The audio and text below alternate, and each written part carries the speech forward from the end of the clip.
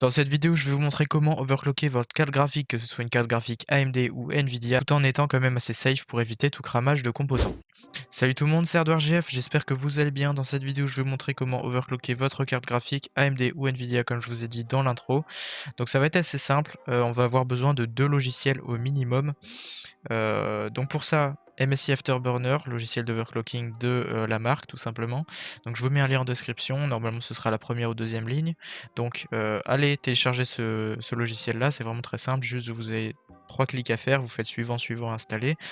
Ensuite vous l'exécutez et donc vous avez accès directement aux informations de la carte graphique. Donc juste avant de faire n'importe quoi et de mettre tous les trucs au maximum comme un gros bouffon, pensez juste à regarder la vidéo avant quand même, ce serait assez bien parce que sinon vous risquez de cramer votre carte graphique. Bon après je dis cramer, il faut quand même y aller pour, cramer un composant mais, voilà, allez pas mettre tous les trucs comme ça à fond et faites pas appliquer, dans tous les cas ça marchera pas. Donc, je vais vous montrer comment overclocker votre carte graphique. Donc là, comme vous pouvez voir, j'ai une RX 580 donc de chez AMD et j'ai remis donc les paramètres directement d'usine en fait, tout simplement.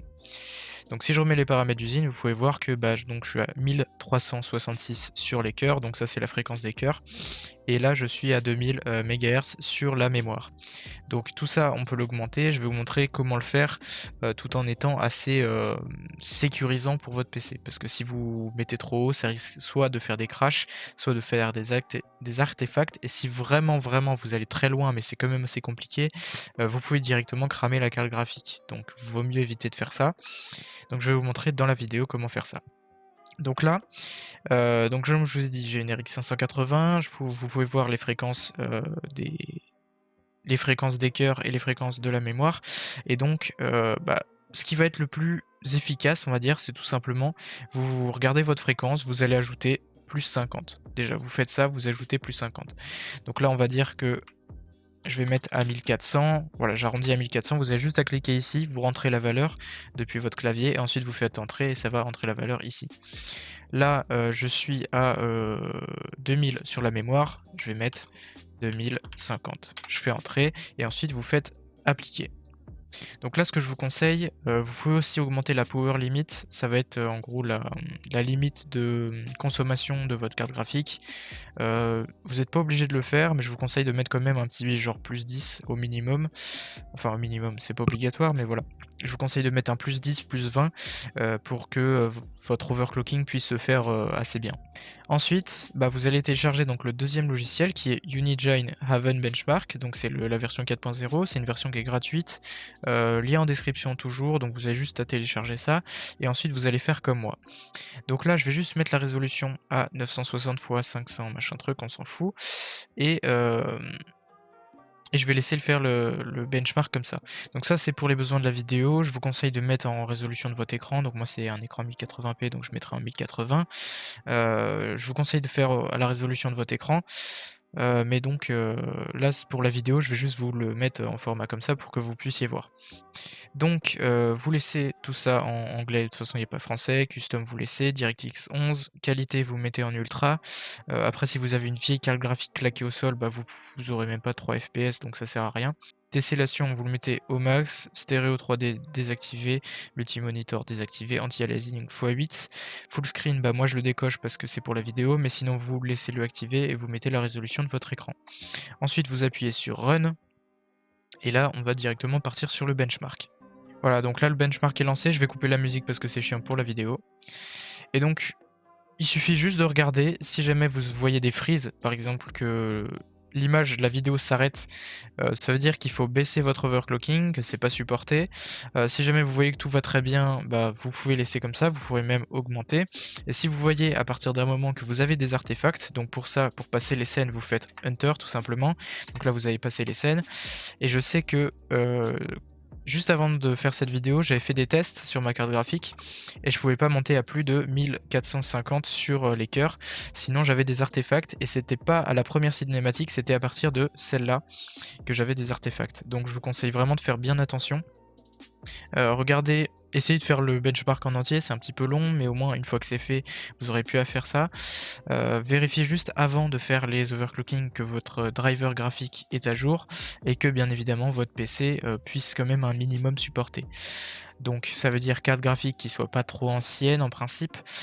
Si elle est ancienne, bah, vous pouvez essayer quand même, mais bon, je vous garantis pas d'avoir, un truc super stable et surtout une alimentation qui puisse, alimenter suffisamment la carte graphique.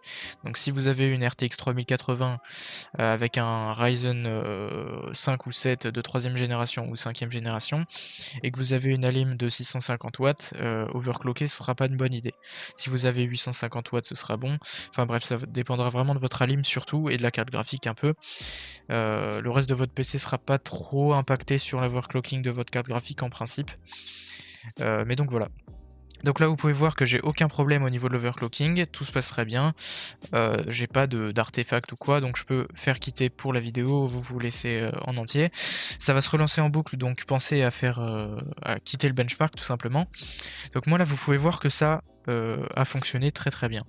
Donc je vais mettre 1450. J'augmente toujours de 50, je fais entrer et là je vais augmenter de 50, donc je vais mettre 2100. Je fais entrer, j'applique et là, donc on va relancer le benchmark. Donc moi toujours comme ça pour la vidéo, mais vous mettez-le en plein écran. C'est normal si votre carte graphique chauffe plus, parce que l'overclocking forcément vous augmentez les fréquences donc ça consomme plus et ça chauffe plus. Mais ça peut vous donner quand même jusqu'à à peu près plus de 10% de performance. C'est une moyenne, hein, j'ai trouvé ça sur internet, en plus par rapport à la version de base de votre carte graphique. Donc par exemple, si vous avez une 3060 Ti qui s'overclock bien, un modèle, par exemple Asus ROG ou MSI, vous pouvez atteindre les performances d'une RTX 3070, sachant qu'il y a à peu près 10% de différence entre les deux, juste en overclockant. Donc en soi, vous payez 100 € moins cher pour la carte graphique et vous l'overclockez, du coup vous gagnez plus de performance, autant de performance que, la carte graphique qui est, juste au-dessus. Donc ça peut être assez intéressant. Après si vous avez une carte graphique qui est donc, comme je vous ai dit, ancienne, ça peut ne pas être super stable, donc je vous conseille, de bien faire des tests, tout ça. Si vous voyez des freezes, bah, vous redescendez un peu. Donc là, vous voyez que tout se passe très bien, je vais passer un peu les scènes pour vérifier. Et donc là, on n'a pas d'artefact, on n'a pas de freeze, tout est bien, tout fonctionne nickel. Comme vous pouvez voir, en plus j'ai un framerate à 93 FPS à peu près, 90 de moyenne je dirais, peut-être 85, ça descend peut-être des fois à 70, mais c'est très rare. Et donc bah bon, ça c'est la carte graphique qui fait ça, mais en tout cas il n'y a pas de problème donc là. Ça veut dire que je pourrais encore augmenter, et d'ailleurs je vais le faire pour la vidéo, hein, de toute façon. Donc j'étais à 1450, je vais mettre, je sais que 1500 ça crache parce que j'ai fait les tests juste avant, donc je vais mettre 1400. Je vais essayer de 10-110.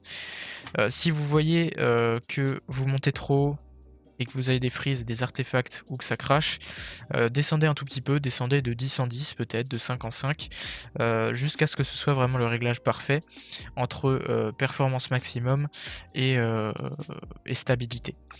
Donc là, j'ai mis 1460 et là je vais mettre, 2150 parce que j'ai pas essayé.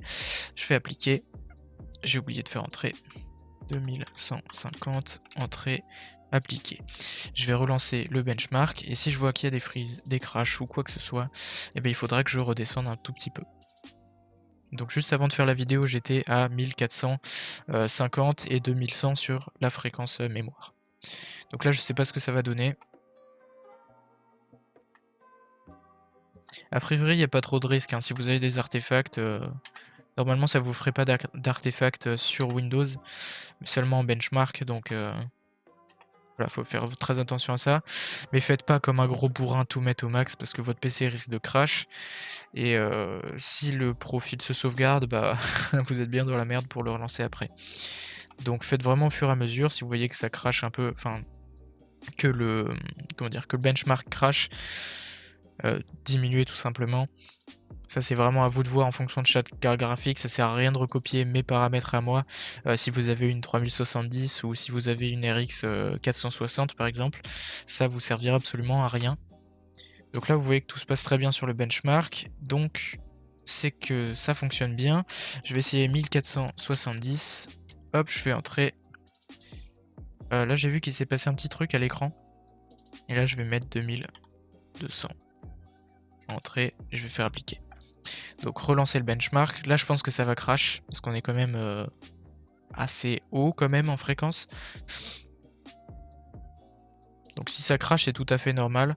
En plus, je suis en record. Bon, ça tire plus sur le processeur, le record, mais quand même, ça peut prendre quand même un peu sur la carte graphique. Donc comme vous pouvez voir sur le benchmark, ça affiche aussi la fréquence, donc 1470 pour le cœur, et la mémoire, donc 2200. Donc ça veut dire que l'overclocking a bien été appliqué. Et donc là, ça a l'air d'être stable, hein, visiblement. Ça veut dire que je suis allé plus loin que tout à l'heure.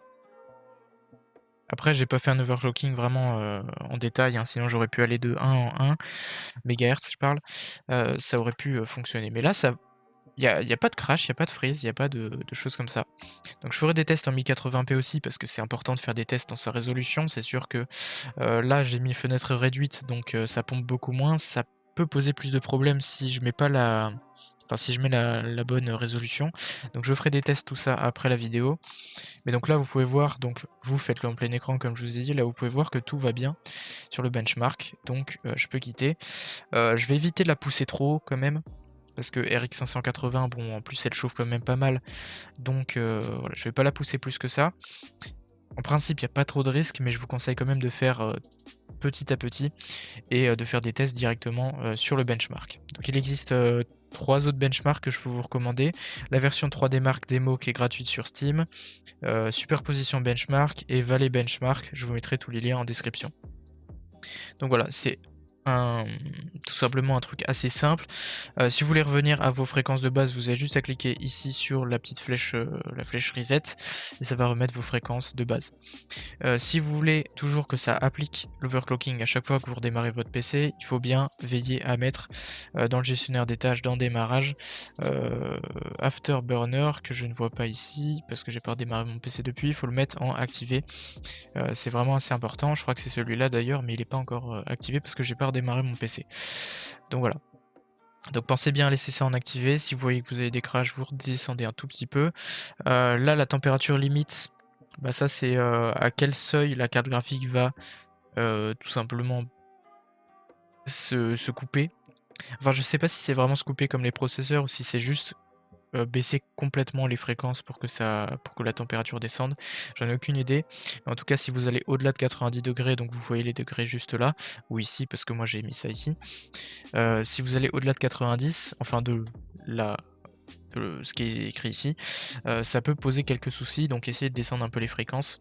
Faut que ce soit stable et, assez, avec un assez gros gain de performance, on va dire. Donc voilà, c'est tout pour cette vidéo, j'espère vraiment qu'elle vous aura plu. Si c'est le cas, vous pouvez vous abonner à la chaîne, activer la cloche de notification. Vous pouvez aussi me suivre sur Twitch et les réseaux sociaux. Je fais pas mal de live sur Twitch, sur Warzone, sur des jeux comme ça. D'ailleurs, je vous sortirai bientôt une nouvelle vidéo top jeu FPS pour PC pas puissant sur la chaîne, donc un remake d'une vidéo précédente, celle qui a le mieux marché d'ailleurs, vous saurez de laquelle je parle. Donc voilà, abonnez-vous, activez la cloche de notif pour pas la rater, et pour pas rater mes prochaines vidéos aussi, overclocking ou choses comme ça pour le processeur par exemple, ça pourrait être assez intéressant. Donc merci à tous d'avoir regardé la vidéo jusqu'à la fin. Pour les fidèles, vous pouvez mettre un commentaire avec le mot Haven. Donc Haven, ça s'écrit comme ça, H-E-A-V-E-N, dans les commentaires, comme ça je pourrais savoir lesquels ont regardé la vidéo jusqu'à la fin. Voilà, donc merci à tous, je vous dis à la prochaine, à plus pour une nouvelle vidéo. Allez, ciao.